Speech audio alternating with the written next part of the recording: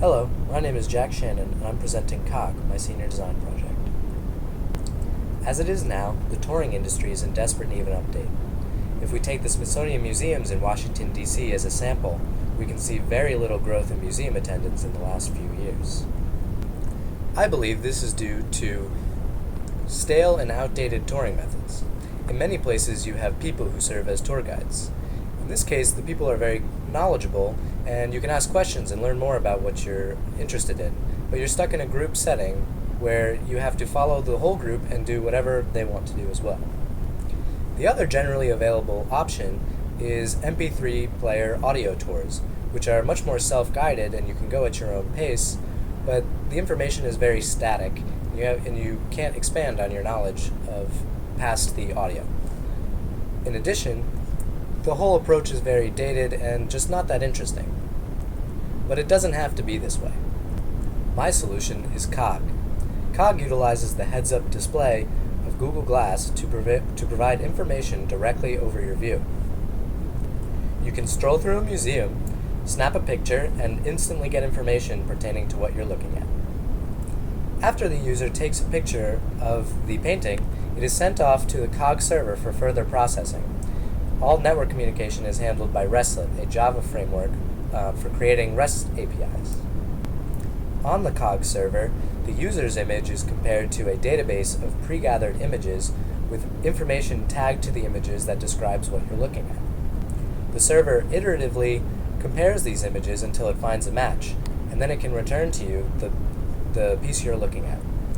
Information on the piece is sent right back to the user on Glass, and it's displayed right in front of their vision over the image that they took of the painting. From here, the user is free to continue their tour and find out everything else in the building. Let's take a look at how it looks for the user. The user starts Google Glass, then goes in and selects the COG application.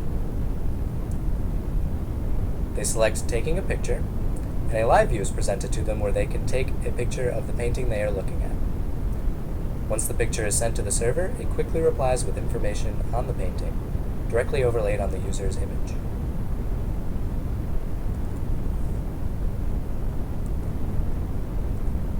One of the most crucial aspects of this user experience is that the information from the server is returned to the user very quickly. You don't want to stand around waiting for the information, having nothing to do. Originally, the application was a bit slow, but a few techniques were used to speed the whole thing up. Let's take a look at how the comparison algorithm works. I used a Java port of the OpenSurf library, which uses the surf algorithm for finding points of interest in images and then comparing those points of interest to find a match. First, the algorithm goes through a single image, finding points of interest that are distinguishable from other points. Once it has found these points in both images, the images can be compared and you can see the similarities. If enough of these points match, you can say that it's the same image. This is what a full comparison looks like. Now, the longer part of this process is actually calculating the points of interest for each image.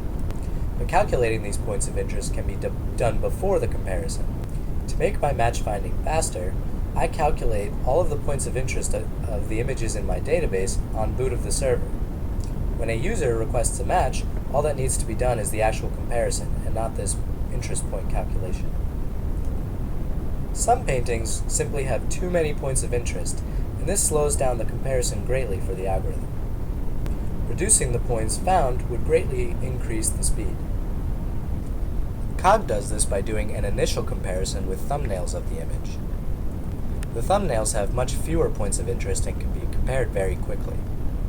Every image on the server is also stored as a thumbnail for this comparison.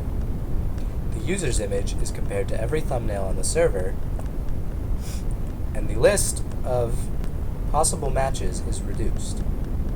This process does not always find an exact match right away, but it is very effective at reducing the number of images that have to be compared to in full. This smaller list of possible matches is then used for a full comparison with the full-sized images. This will provide a definite match. These techniques for speeding up the match-finding process proved to be very effective.